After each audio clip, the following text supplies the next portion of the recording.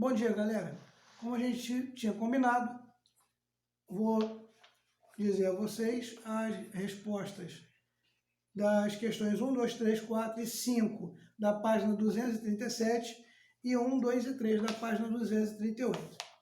Na página 237, as questões foram a respeito do poema A Minha Musa. E aí, na questão número 1, a opção é a opção E, porque aí há uma diferenciação entre a arte que pratica a arte romântica e a arte clássica. Aí você vai dizer assim, por que a arte clássica? Que é a arte lá do arcadismo, contra a qual os românticos eram contrários. Então, é a opção E, tá bom? Número 2, a pergunta é sobre o seguinte: na terceira estrofe, o lírico trata daquilo que a sua poesia ama, associando ao romantismo. Como se dá essa associação?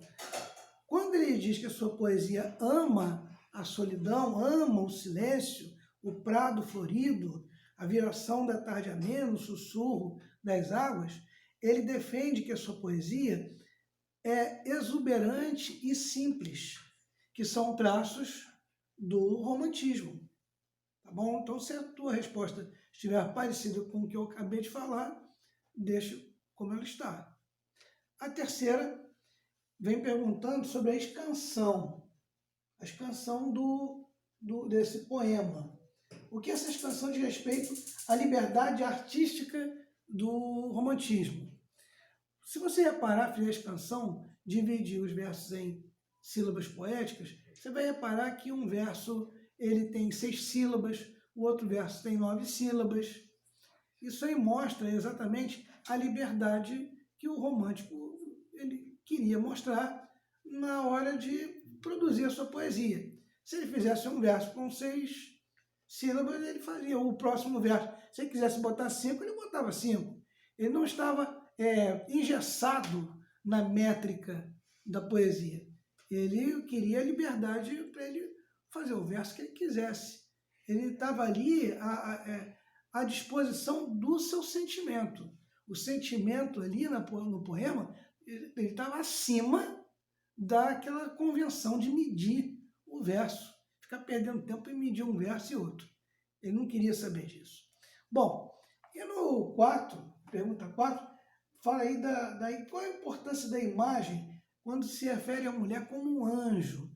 Essa imagem é tipicamente romântica, né? De mostrar a mulher como um anjo, porque a figura feminina ela era idealizada. Então, quando o camarada faz essa metáfora com a mulher, comparando a mulher a um anjo, ele está idealizando a mulher, que é próprio do romantismo. A 5, essas palavras, aí as palavras sugerem que a mulher está dormindo, né? A quinta pergunta é o seguinte: o que isso representa no romantismo? Representa no romantismo o seguinte, que o romantismo ele sugere o sonho, o devaneio, a fantasia. Então a imagem da mulher dormindo é outra imagem tipicamente romântica. No texto da página 238 vem uma letra de uma música do conjunto NX0. Eu não conheço essa música, mas aí fala da subjetividade do eu lírico. E aí pergunta o seguinte, pergunta é assim: como essa visão da subjetividade aparece na letra da canção? Pela evidência do pronome em primeira pessoa, o pronome eu. Tá? O pronome eu é uma evidência nesse poema. Veja só, eu tento te esquecer, mas tudo que eu escrevo é sobre você. Eu não posso me enganar. Eu. A subjetividade está evidenciada no pronome eu. 2.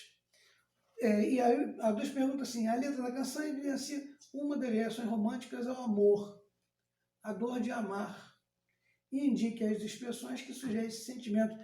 Em vários trechos dessa letra tem isso. Eu não posso me enganar, é um verso. Fingir que estou bem é outro verso. Porque não estou é outro verso. Existem vários versos aí que mostram isso.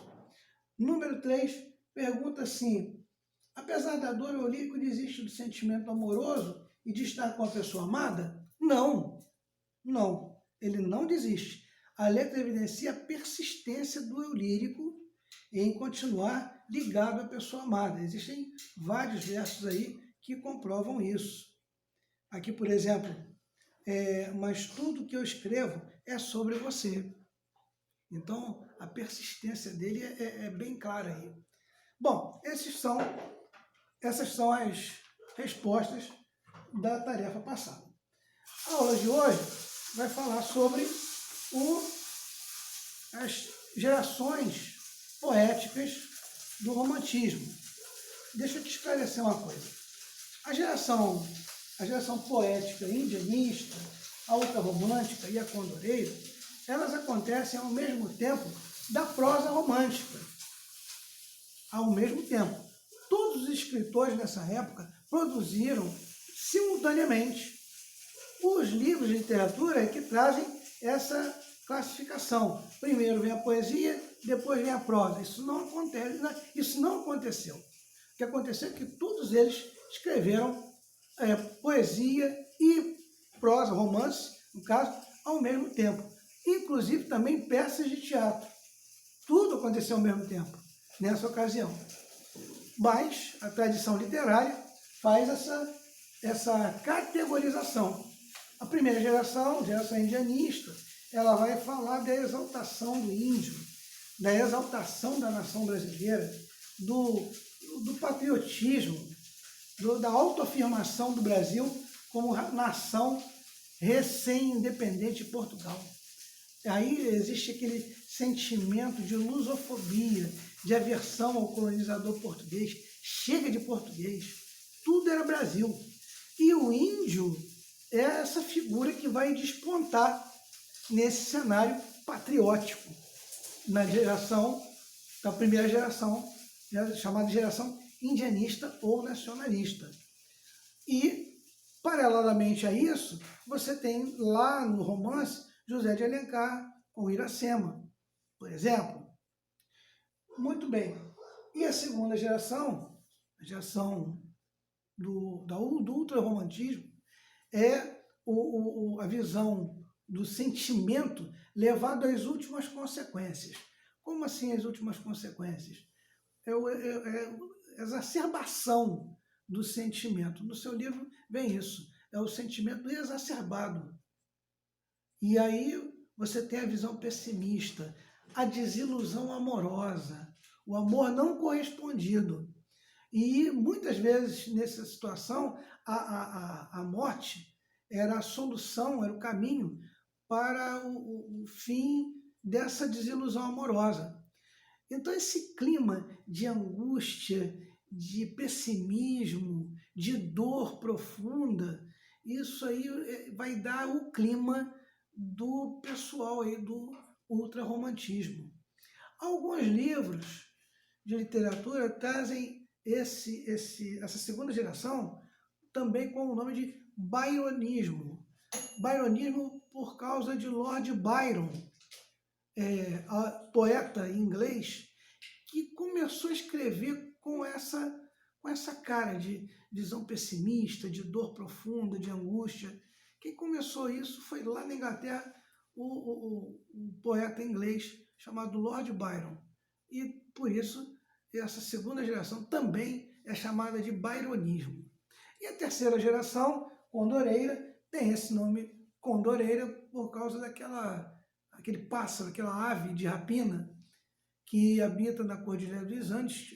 Aliás, é uma ave enorme, chamada condor.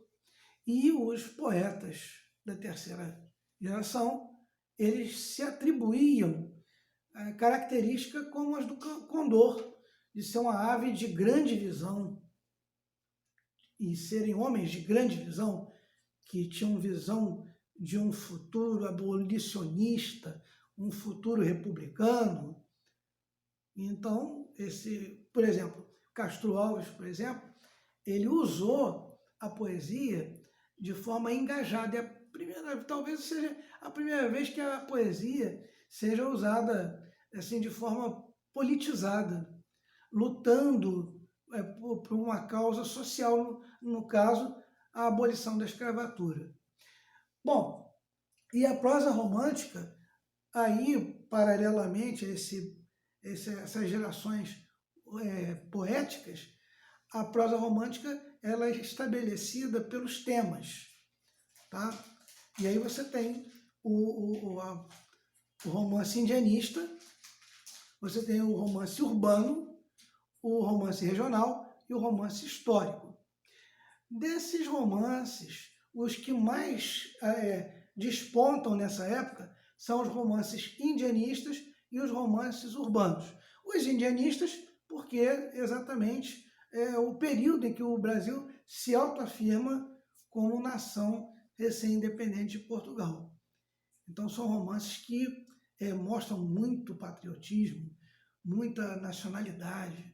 E os urbanos é porque os romances urbanos eles mostravam costumes, hábitos da burguesia na época, a ida à confeitaria, tomar o chá da tarde, o passeio à beira da praia, né, a ida ao teatro, né, as grandes noites de espetáculo e tal. Isso eram costumes da burguesia. Bom, meus queridos, então, até o nosso próximo encontro, nossa próxima videoaula. Um abraço para vocês.